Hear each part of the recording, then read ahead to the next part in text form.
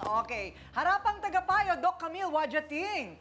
Okay, unang-una, no, bigyan ko lang kayo ng idea. Pag yung sinasabi kasi ng isang aso na buntis, it takes about 2 months lang. So, 63 to 70 days po, pwede na siyang manganak. Pag sumobra doon, yun yung mga stillborn, mas mahahalata mo kung talagang namatay yung aso.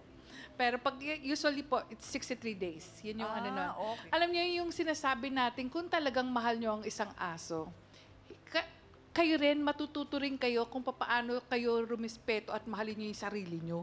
Kasi kumisan, di ba, pag lalo na kung nag-iisa kayo, kung balo na kayo or wala na kayong mga anak, ang tendency, meron kayong isang kaagapay na alam niyo magko-comfort sa iyo. So bakit mo papabayaan na 5 buwan dun sa lugar na hindi naman talaga niya environment yon? Pangalawa, nagtataka rin ako sa iyo, Leia, kasi sinabi mo PWD, doon ako nagwo-worry kasi sinabi mo hearing impaired, tapos 14 years old. Dapat marunong ka rin mag-sign language. Dahil kasi imposible na makakapag-communicate ka na puro yung parang paungol lang. At saka at the same time, hindi kasi pwedeng sabihin mo maggagala lang yun basta-basta. Pwedeng madisgrasya yan dahil hindi niya nadidinig. So, kung meron ng motor dyan o merong sasakyan na hindi mo alam. So, madidisgrasya yung anak mo. So, sana bigyan mo rin ng pagkakataon na mas maging responsable kang nanay. Sorry, pero sana maintindihan mo, iba yung mabait na nanay, pinapabayaan yan. Mas maigi maintindihan mo maging responsabling nanay ka. Ayan.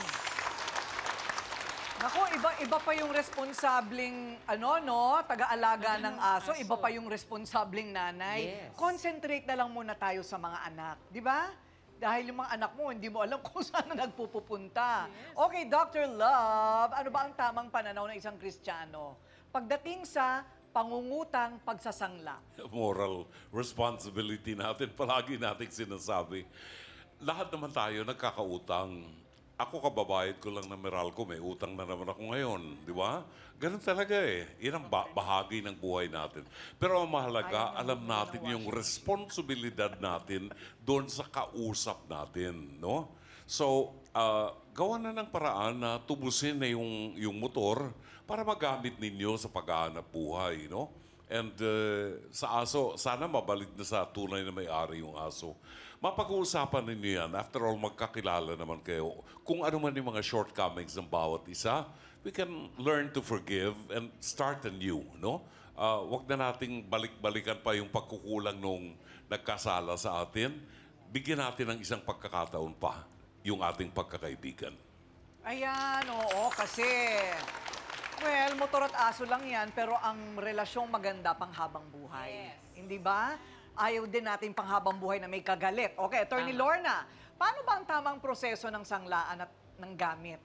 Ayan, kasi maraming ganyan, Hindi yung bangko, hindi yung pawn shop, yung sila-sila lang, hindi naman sila marunong. Alam mo, ang mga, ewan ko sa barangay ninyo, pero ang mga barangay, kung minsan, merong legal officer ang barangay. Pwede kayong magkonsulta. Pwedeng mamagitan. Oo, pwedeng magkonsulta sa barangay. Or yung away nga, magkabarangay ba kayo? Hindi, lumipat na sila ng Bulacan. Lumipat ka ng barangay. Oo. But anyway, ang iniisip natin, ang kasulatan puro legal. Hindi, ang kasulatan ay tungkol sa trust. Kagaya ng sanlaan, dapat malinaw kasi hindi lang pwedeng trusted mo siya pero tinan mo ang nangyari. Walang nangyari. Kung bagay, kailangan klaro. Sino ang magre-repair? Kailangan isusoli? May interest ba? Yung et cetera, no? Pero ang point ko dito, hindi lahat nalalagay sa kontrata. Kagaya ng lalo na kung animals or yung love and affection. Hindi mo pwedeng sabihin, love my dog, no? Kasi nakikita ko dito, pareho kayong walang love sa aso na yan. Bigay na natin kay Dr. Love.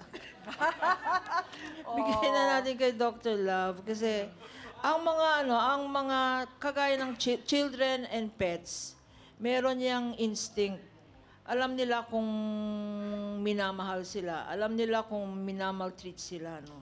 So, merong ang parable, di ba? Ako na magsabi nito. Yung nag-away tungkol sa baby, Di ba si Solomon, the wise man sa Bible? Sabi ng isang nanay, akin tong baby. Sabi ng isang nanay, hindi, akin to. Sabi ni Solomon, na isang wise man, hatiin natin yung baby.